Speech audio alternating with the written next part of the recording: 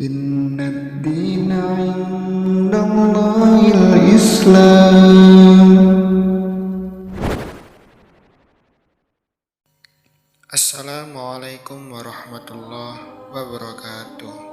Saudaraku, saya yang dirahmati Allah, disebutkan bahwa kisah ini bermula ketika Nabi Musa alaihissalam mengajari Bani Israel berbagai ilmu. Mereka merasa kagum dengan keluasan ilmunya.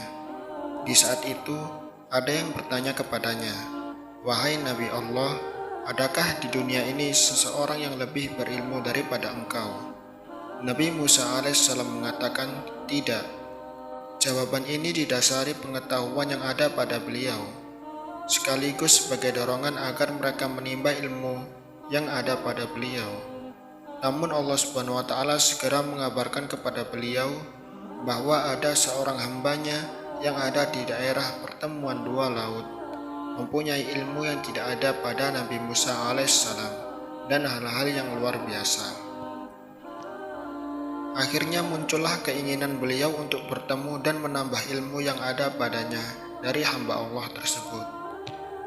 Beliau memohon agar Allah Subhanahu wa Ta'ala mengizinkannya.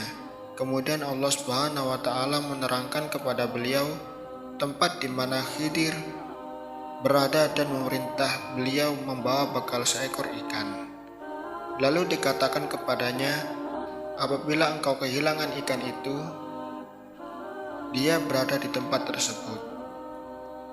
Beliau pun berangkat dan akhirnya bertemu. Kisah ini Allah sebutkan selengkapnya di dalam surat Al-Kahfi yang artinya, "Dan ingatlah ketika Musa berkata kepada muridnya, Aku tidak akan berhenti berjalan sebelum sampai ke pertemuan dua buah lautan, atau aku akan berjalan sampai bertahun-tahun." Tatkala mereka sampai ke pertemuan dua buah laut itu, mereka lalai akan ikannya. Lalu ikan itu melompat mengambil jalannya ke laut itu.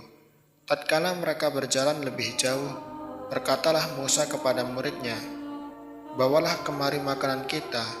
Sesungguhnya kita telah merasa letih karena perjalanan kita ini." Muridnya menjawab, "Tahukah kamu, tatkala kita mencari tempat berlindung di batu tadi, maka sesungguhnya aku lupa menceritakan tentang ikan itu, dan tidak adalah yang melupakan aku untuk menceritakannya kecuali setan. Dan ikan itu mengambil jalannya ke laut dengan cara yang aneh sekali." Musa berkata, "Itulah tempat yang kita cari." Lalu keduanya kembali mengikuti jejak mereka semula. Lalu mereka bertemu dengan seorang hamba di antara hamba-hamba kami, yang telah kami berikan kepadanya rahmat dari sisi kami, dan yang telah kami ajarkan kepadanya ilmu dari sisi kami. Musa berkata kepada Khidir, "Bolehkah aku mengikutimu supaya kamu mengajariku ilmu yang benar di antara ilmu-ilmu yang telah diajarkan kepadamu?" Dia menjawab, "Sesungguhnya kamu sekali-kali tidak akan sanggup sabar bersamaku, dan bagaimana kamu dapat sabar atas sesuatu yang kamu belum mempunyai pengetahuan yang cukup tentang hal itu?" Musa berkata, "Insya Allah, kamu akan mendapati aku sebagai orang yang sabar, dan aku tidak akan menentangmu dalam satu urusan pun." Dia berkata, "Jika kamu mengikutiku, janganlah kamu menanyakan kepadaku tentang sesuatu pun, sampai aku sendiri menerangkannya kepadamu." Berjalanlah keduanya, hingga tatkala keduanya menaiki perahu, lalu Khidir melubanginya. Musa berkata, "Mengapa kamu melubangi perahu itu yang akibatnya kamu menenggelamkan penumpangnya? Sesungguhnya kamu telah berbuat sesuatu kesalahan yang besar." Dia Khidir berkata, "Bukankah aku telah berkata, sesungguhnya kamu sekali-kali tidak akan sabar bersama dengan aku?"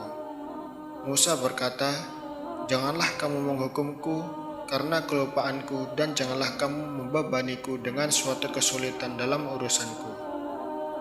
Berjalanlah keduanya, hingga keduanya berjumpa dengan seorang anak, maka Khidir membunuhnya. Musa berkata, "Mengapa kamu bunuh jiwa yang bersih? Bukan karena dia membunuh orang lain. Sesungguhnya kamu telah melakukan sesuatu yang mungkar." Khidir berkata, "Bukankah sudah kukatakan kepadamu bahwa sungguh kamu tidak akan dapat sabar bersamaku. Musa berkata, jika aku bertanya kepadamu tentang sesuatu sesudah kali ini, janganlah kamu membolehkan aku menyertaimu. Sesungguhnya kamu sudah cukup memberikan uzur padaku. Keduanya berjalan, hingga keduanya sampai kepada penduduk suatu negeri. Mereka minta dijamu kepada penduduk negeri itu. Tetapi penduduk negeri itu tidak mau menjamu mereka. Kemudian keduanya mendapatkan dalam negeri itu dinding rumah yang hampir roboh. Maka Khidir menegakkan dinding itu. Musa berkata, jikalau kamu mau, niscaya kamu mengambil upah untuk itu.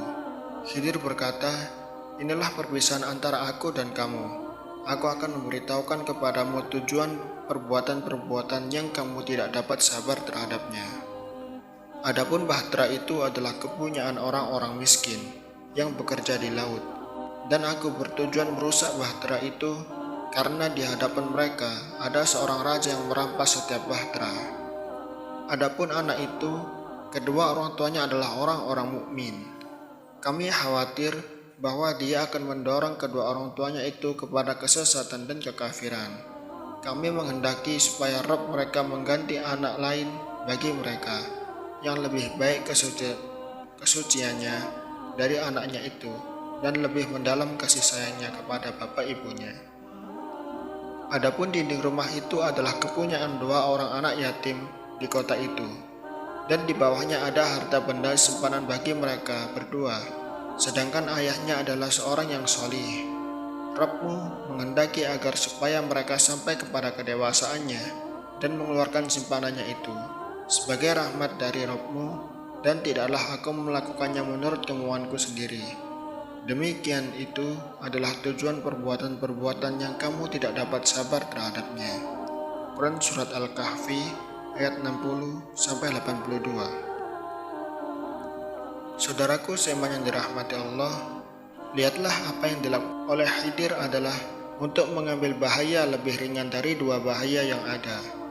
Khidir sengaja menenggelamkan kapal milik orang miskin. Ini adalah suatu bahaya, namun bahaya ini masih lebih ringan dari hilangnya seluruh kapal yang nanti akan dirampas oleh raja yang zalim. Begitu pula ayat yang menceritakan bahwa Khidir membunuh seorang anak karena khawatir orang tuanya tersesat dalam kekafiran. Itu juga mendukung kaidah yang dimaksud. Dalam Fathul Bari, Ibnu Hajar Al-Asqalani membuat kaidah mengambil bahaya yang lebih ringan dari dua bahaya yang ada dan meninggalkan yang lebih berat.